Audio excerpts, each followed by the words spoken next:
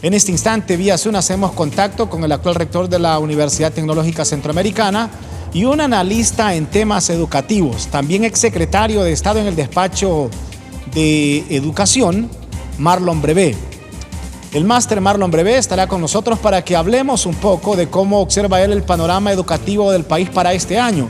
Al menos clases presenciales ya están descartadas. ¿Qué considera usted como experto en materia educativa, mi estimado Marlon Brevé? Gracias por acompañarnos en esta tarde y bienvenido aquí a 24 Alerta. Buenas tardes. Buenas tardes, gracias por la invitación, licenciado Morazán. En realidad considero que estamos en una crisis igual de profunda en el sector educativo que en el sector de salud. Hemos tenido una interrupción del proceso educativo de miles de estudiantes desde el 15 de marzo, que si bien es cierto, se ha tratado de mitigar con tecnología, con la radio, con la televisión, con materiales impresos, hay datos que indican que si habían 2 millones de estudiantes matriculados entre prebásica y educación media en febrero, hoy se estima que han desertado alrededor de 600,000 estudiantes. Eso es un 30%. Y en educación superior había una población de 240,000 y se estima que han desertado un 20%, 48,000. Y la preocupación también está con los estudiantes que siguen recibiendo educación. Sus aprendizajes no han podido ser evaluados de una manera auténtica. Hay temor de que no se está aprendiendo lo suficiente y hay que planificar bien el cierre del año. Si la pandemia baja, hay que pensar en una jornada intensiva en noviembre y diciembre, quizás enero, y si no, pues esperar hasta un nuevo año, pero hacer una evaluación justa e iniciar con un proceso propedéutico de nivelación en febrero. ¿Qué ha visto usted? ¿Cómo han manejado las autoridades educativas, también de algunas universidades, de los centros de educación referentes en el país, el sistema de clases en línea? ¿Cree usted que ha dado resultado? ¿Han manejado bien el tema en medio de la pandemia, considera usted? A nivel de las universidades considero que sí, que se ha manejado muy bien. Tuvimos que migrar de la educación presencial a una educación virtual a mediados de marzo, las 21 universidades de Honduras. Algunas estaban más preparadas, otras les tomó más tiempo, pero hoy puedo asegurar que las 21 universidades tienen una plataforma virtual que tiene contenidos, que es estable, que también las universidades han capacitado a sus docentes en competencias digitales para ejercer la teledocencia y que no sea un monólogo, sino que también hayan actividades interactivas, que se formen grupos de trabajo, que se use tecnología como simuladores. Pero el problema ha sido el acceso a Internet de muchos estudiantes.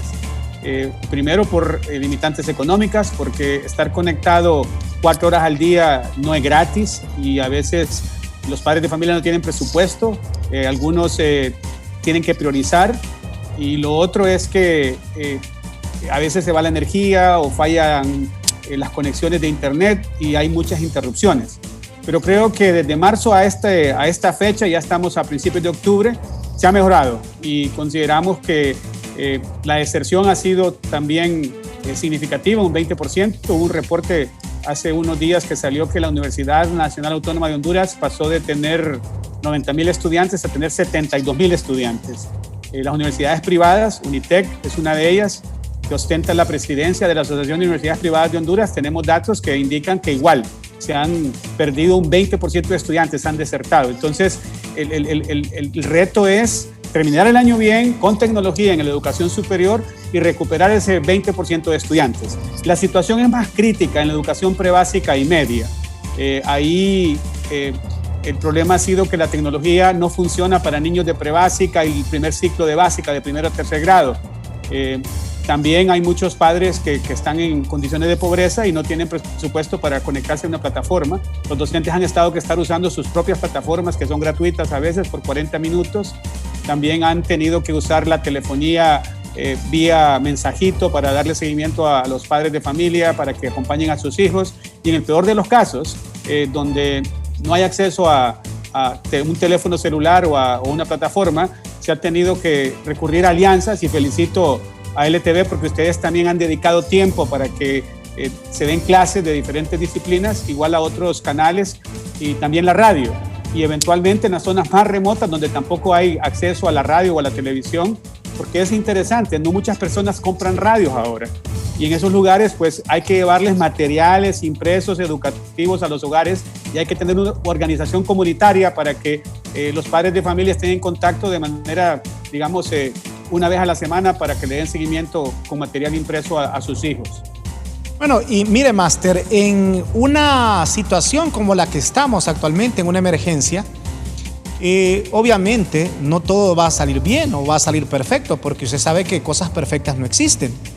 Eso de que usted mencionaba muy bien, hay algunos problemas, a veces la suspensión del internet, no todos tienen acceso. Ese 20% que ha desertado, pues uno debe conocer que sus razones deben tener también. Ahora, tal vez sería muy prematuro decirlo, pero fíjese que este virus a nivel mundial ha hasta descontrolado hasta los propios científicos, porque el comportamiento ha sido bien complicado. No sé si será prematuro prever qué podría pasar para el próximo año. ¿Considera usted que seguiríamos con esta misma tendencia en la que estamos ahora, tomando en cuenta que de momento no hay una vacuna en contra del COVID-19? Sí, hay que ponerle atención a lo que ha ocurrido en países que han abierto su sistema educativo de forma gradual, semipresencial. Algunos han tenido que cerrar, otros siguen funcionando y hay que aprender de las buenas prácticas. Hay que estar pendiente también de la vacuna. Precisamente estuve en una reunión de la mesa multisectorial donde se dio un informe de que la vacuna no va a estar lista antes de junio del próximo año. Sin embargo, no podemos tener el sistema cerrado. La pandemia creo que tocó su pico en junio-julio, ha bajado.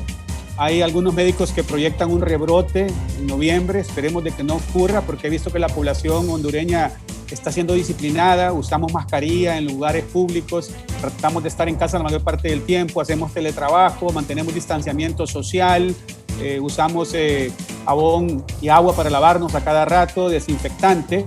Pero en febrero tendremos que tomar una decisión y no, digamos, nosotros como sociedad civil, pero sí las autoridades de la Secretaría de Educación para planificar un regreso a las aulas de forma semipresencial, donde ojalá los niños roten, algunos vayan lunes, miércoles, viernes, otros vayan martes, jueves, sábado, unos vayan en la mañana, otros en la tarde, grupos pequeños, con distanciamiento, que los docentes estén capacitados, que haya agua potable en las escuelas, que haya desinfectante y ahí el reto es que el gobierno se prepare y que el gobierno invierta en reparar miles de centros educativos que tenían condiciones deficitarias antes de la pandemia, no tenían agua potable, entonces no es posible abrir un centro educativo si no hay agua.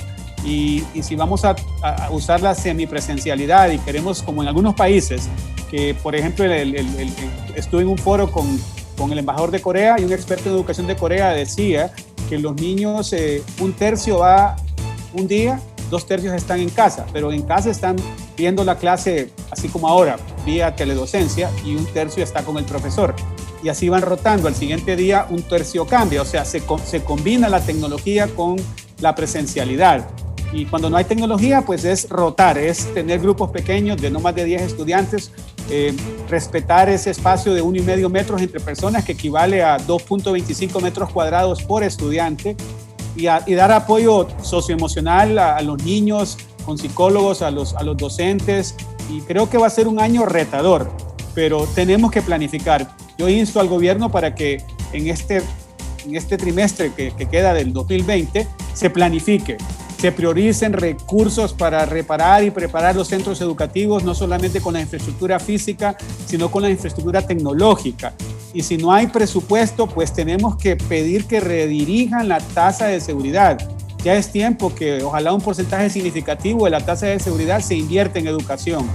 Igual, las empresas de telecomunicaciones pagan un impuesto y parte de ese impuesto es retenido por Conatel para mejorar la conectividad del país.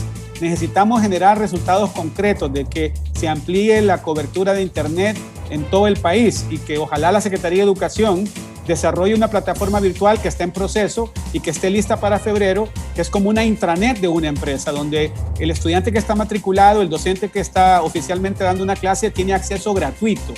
y con eso creo que tendríamos pasos significativos para mantener la calidad del sistema, combinando la presencialidad con la educación virtual, o sea, el retorno semipresencial. No, y fíjese que usted ha dado, y esto se lo dice de manera prácticamente gratuita al gobierno, algunas ideas que me parece que son acertadas. Que alguien acuda lunes, miércoles, viernes, otros del martes, jueves, sábado, como usted lo ha planteado. Inclusive puede ser alguien que vaya lunes, martes, miércoles, o sea, correcto, hacer, hay muchas combinaciones. Sí, buscar una manera, inclusive hasta si es posible, incluir el domingo. O sea, aquí se trata de que la educación no pare. Fíjese que yo siempre recuerdo una frase que dijo un invitado de lujo que ustedes llevaron a la universidad que usted rectora, el expresidente de Estados Unidos, Bill Clinton. Y él dijo, yo bien recuerdo porque participé, y él decía que un país que no tiene educación es un país que está condenado a vivir siempre en el subdesarrollo y estar sumergido en la pobreza. Fue una frase que me caló y siempre que yo puedo la digo. La educación es un pilar fundamental para que el pueblo despierte. Para concluir, ¿qué mensaje, dicho todo esto, usted le puede enviar a la autoridad? Porque aquí a veces servimos de canal, de plataforma, para que de ahí tomen ideas. Usted ya fue secretario de Estado en el despacho de Educación. Algo bueno tiene que haber dejado. Entonces, si usted sabe cómo se maneja eso, ellos lo que tienen que hacer es copiar las cosas que se hicieron bien.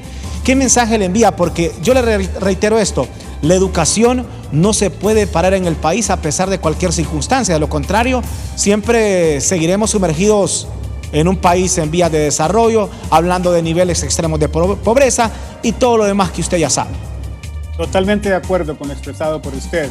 Mi mensaje al ministro de Educación, a este gobierno, es que no crean que el gobierno por sí solo va a resolver el problema. Es un problema de todo Honduras y que tenemos que unirnos.